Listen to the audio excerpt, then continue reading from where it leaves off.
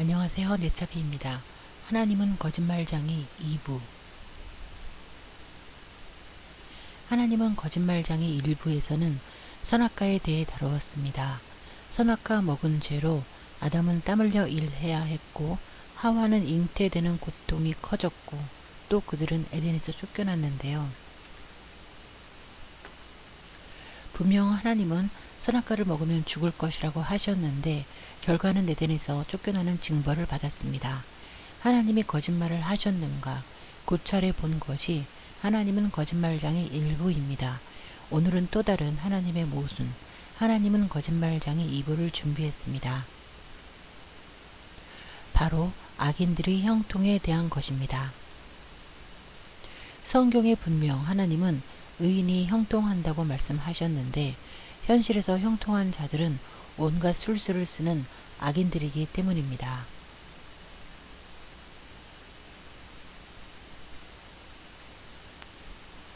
의인이 아니라 악인들이 형통하니까 선지자들도 선지자 일하기가 쉽지 않았습니다. 분명 하나님은 살아계신데 악인들이 형통하니까 선지자로 일할 맛이 나지 않았을 것입니다. 이들은 하나님께 죽고 싶다 하소연했었습니다. 먼저 선지자 엘리사의 스승 엘리야가 있습니다. 그의 제자 엘리사는 선지자로 부름 받았을 때 소 한 마리를 잡아 동네 사람들에게 나누어 주며 크게 기뻐하였습니다.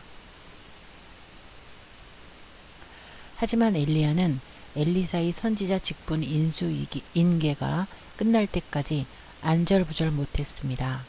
혹시나 엘리사가 마음을 바꿔 선지자 안 하겠다고 할까봐 그런 것 같습니다. 그렇게 되면 엘리야는 계속 선지자 일을 해야 하는데 그는 더 이상 선지자 일을 하지 않으려고 했죠. 엘리야는 하나님의 명대로 이스라엘에 3년 동안 비가 오지 않을 것이라고 선포하였다가 온 나라의 적이 되어 그 3년간 까마귀가 가져다 주는 음식과 시돈 지방 가난한 과부의 눈칫밥을 먹으며 숨어 살아야 했습니다. 그 이후에도 그는 호롤 단신으로 바알 선지자 850명을 상대했습니다. 아합 왕의 부인 이세벨은 엘리야를 24시간 안에 잡아 죽이겠다고 바알 신에게 맹세하기도 했죠. 이때 엘리야는 도망치다가 지쳐 죽고 싶다고 하나님께 하소연한 것입니다. 열왕기상 19장 4절 여호와여 넉넉하오니 지금 내 생명을 취하소서. 이때 하나님은 어떻게 하셨을까요? 하나님은 엘리야를 이해해 주셨습니다. 아벨 무훌라 출신 엘리사를 후계자로 세우고 은퇴하라고 하셨습니다. 그러니 이 마지막 인수인계 시간이 엘리야에게는 너무나 가슴 떨리는 순간이었을 것입니다. 그래서 인수인계가 잘 끝나도록 엘리사에게 소원 한 가지를 들어주겠다고 했는데요. 엘리사는 엘리야의 능력의 2배를 달라고 하였습니다. 내 떠나기 전에 원하는 것을 해주겠다. 선생님의 가지신 능력의 2배를 주십시오. 뭐라? 이렇게 된 거죠. 재물이나 물질을 2배 달라고 하면 빚을 내서 구해주면 되지만 자기 능력의 2배는 어디 가서 구해줄 수 있을까요? 논리적으로 불가능해 보이지만 너무나 은퇴하고 싶은 엘리야는 불가능하다고 말하지 않았습니다. 어떻게든 해보겠다고 하였습니다. 네가 어려운 일을 구하는구나. 아마도 엘리야는 하나님께 구했을 것이고 하나님은 또 엘리야의 요구를 들어주셨습니다. 엘리사는 2배의 능력을 받았죠. 그렇게 엘리야는 선지자 직분에서 해방되었습니다. 선지자 일이 그만큼 힘들었습니다. 선지자 예레미야는 처음부터 선지자 일이 힘든 것을 알고 하나님의 부르심을 거절했었던 선지자입니다. 하나님이 부르셨을 때 예레미야는 이렇게 말했습니다. 보소서, 나는 아이라 말할 줄을 알지 못합니다. 그러나 하나님은 이렇게 말씀하셨습니다. 너는 아이라 하지 말고 내가 너를 누구에게 보내든지 너는 가며 무엇을 명하든지 너는 말할지니라.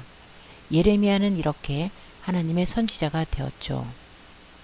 하지만 나중에 하나님의 메시지를 전하다가 제사장 임멜의 아들 바스훌에게 얻어맞고 그 집 창고에 갇혔다가 나왔을 때 예레미야는 다시는 하나님의 일을 선포하지 않겠다고 다짐했었습니다. 그러나 하나님의 말씀을 선포 안 하자니 중심에 불이 붙고 골수에 사무치고 그렇다고 하나님의 메시지를 전하자니 또다시 조롱과 모욕거리가 될 게 뻔하고 이러지도 저러지도 못했다고 합니다. 예레미야는 조심스럽게 하나님께 질문했습니다. 여호와여, 내가 주와 쟁변할 때에 주는 의로우시이다. 내가 주께 질문하옵나니 화내지 말고 대답을 해주세요. 이런 거죠. 왜 악한 자의 길이 형통하며 패역한 자가 다 안락함은 무슨 형고니까 하고 질문을 했는데요. 그러나 하나님은 대답이 없으셨습니다. 예레미야 12장에 하나님의 답변은 보이지 않습니다. 예레미야는 답을 얻지 못하고 예레미야 20장에서 자신이 태어난 날을 저주했습니다. 자신이 태어난 것을 한탄했습니다.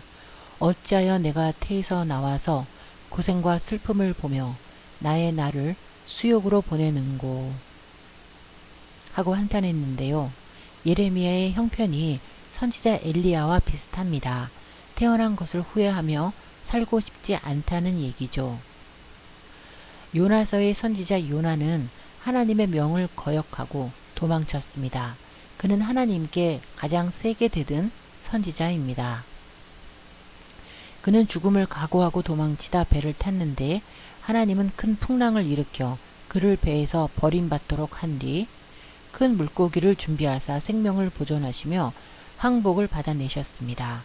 이때 요나는 지옥을 경험했다고 합니다. 요나서 2장 2절 스올의 뱃속은 킹 제임스 버전으로 Out of the belly of hell입니다. 지옥의 뱃속이란 거죠. 하나님께 항복하고 요나는 그렇게 하나님의 명에 순종했습니다. 니느웨 성으로 갔고 하나님의 심판의 메시지를 전했죠.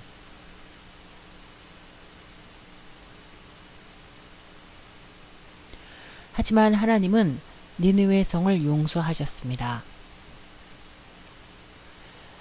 요나가 말했습니다. 주께서는 은혜로우시며 자비로우시며 노하기를 더디하시며 인애가 크시사 뜻을 돌이켜 재앙을 내리지 아니하실 줄 알았습니다. 그래서 제가 도망쳤던 것입니다. 요나는 울분에 차서 얘기했습니다. 요나는 악인을 용서하시는 하나님을 이해할 수 없었습니다. 악인으로 살아도 용서받고 형통한데 굳이 힘들게 의인으로 사는 자신의 모습이 더 우습고 괴롭다며 하나님께 죽음을 구했습니다. 내 생명을 거두어 가소서. 사는 것보다 죽는 것이 낫겠습니다. 하나님은 요나에게 뭐라고 하셨을까요? 하나님은 요나에게 화를 내지 않으셨습니다. 나에게 화내는 것은 잘하는 일이냐? 너는 잘하고 있느냐? 이렇게 반문하시는 건데요. 하지만 요나는 끝까지 하나님께 반발했습니다. 네, 제가 화내다 죽어도 잘하는 일인 것 같습니다. 하나님. 이렇게 얘기를 했습니다. 욥기의 욥도 왜 악인이 형통한지 하나님께 불평한 것 같습니다. 강도의 장막은 형통하고 하나님을 진노케 하는 자가 평안하니 하나님이 그 손에 후히 주심이니라. 이렇게 한 줄 말을 남겼고요. 다니엘 선지자도 한 줄 악인이 형통하는 것을 보았다고 기록했습니다.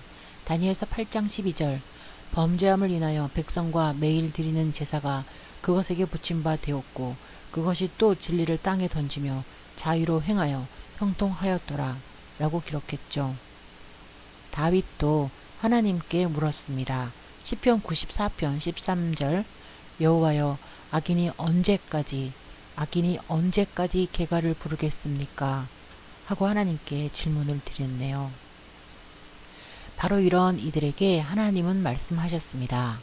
네 마음으로 죄인의 형통을 부러워하지 말고 항상 여호와를 경외하라. 너는 행악자의 득이함을 인하여 분을 품지 말며 악인의 형통을 부러워하지 말라. 여호와 앞에 잠잠하고 참아 기다리라. 자기 길이 형통하며 악한 꾀를 이루는 자를 인하여 불평하여 말지어다. 부러워하지도 말고 분을 품지도 말고 불평하지도 말고 참아 기다리라고 하십니다. 참고 기다리며 악인의 형통을 부러워하는 대신 악인의 득의함에 분을 품는 대신 우리가 해야 할 것이 있다고 말씀하십니다. 미가서 6장 8절인데요.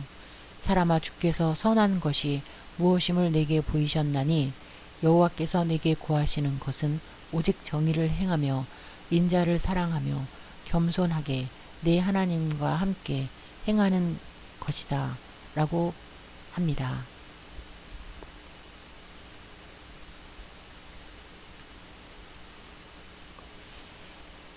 그러니 일의 결국을 다 들었으니 하나님을 경외하고 그 명령을 지킬지어다.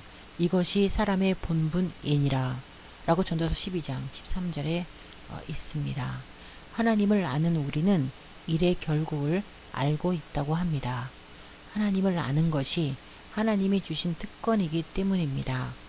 다시 말해 악인들은 하나님을 아는 특권이 없어서 하나님을 모르고 회개에 이르지 못해 끝내 악인으로 남는다는 것입니다. 선지자 미가는 선, 즉 하나님을 보았기 때문에 그것이 특권임을 알고 감사해서 감사함으로 하나님 앞에 나아가 경배와 예물을 드리고자 했습니다. 그래서 하나님께 무엇을 드릴까요? 하고 질문했습니다. 내가 무엇을 가지고 여호와 앞에 나아가 경배할까? 1년 된 송아지를 가지고 나아갈까? 여호와께서 1000마리의 순양이나 10,000마리의 강물 같은 기름을 기뻐하실까? 아니면 내 몸에 열매를 드릴까? 이렇게 하나님께 여쭈었는데요. 하나님은 무엇을 원하셨을까요? 놀라지 마십시오. 하나님은 하나님의 뇌를 받으라고 답해 주셨습니다. 하나님의 뇌를 받는 것이 하나님이 받으시는 예물이라고 하셨습니다. 미가서 6장 9절 너희에게 매가 예비되었나니 그것을 정하신 자에게 순종할지니라. 미가가 깜짝 놀랐을 텐데요. 우리에게 매가 예비된 이유는 무엇일까요? 미가서 7장 2절 4절에 답이 있습니다. 경건한 자가 세상에서 끊어졌고 정직한 자가 사람들 가운데 없도다. 그들의 가장 선한 자라도 가시 같고 가장 정직한 자라도 찔레 울타리보다 더하도다. 기록한 바 의인은 없나니 하나도 없으며 선을 행하고 죄를 범치 아니하는 의인은 세상에 아주 없느니라. 그렇습니다. 하나님 눈에는 엘리야도 요나도 예레미야도 모두 의인이 아니었습니다. 조금씩 부족하죠. 운 좋게 태어나기 전부터 하나님을 아는 특권을 받고 선지자가 된 것이지 의인이어서 선지자로 부르심을 받은 것도 아니라고 하십니다. 그런데도 엄청난 의인인 마냥 악인의 형통에 분을 품고 불평하고 있다고 말씀하시는 거죠. 미가는 그제서야 자신이 범죄했음을 인정하고 하나님의 매를 기꺼이 받겠다고 하였습니다. 미가서 7장 9절 내가 여호와께 범죄하였으니 그의 진노를 당하려니와. 하지만 하나님의 진노 끝에 광명과 공의를 본다고 말해줍니다. 마침내 주께서 나를 위하여 논쟁하시고 심판하시며 주께서 나를 인도하사 광명에 이르게 하시리니 내가 그의 공의를 보리로다. 미가가 본 광명과 공의는 이렇습니다.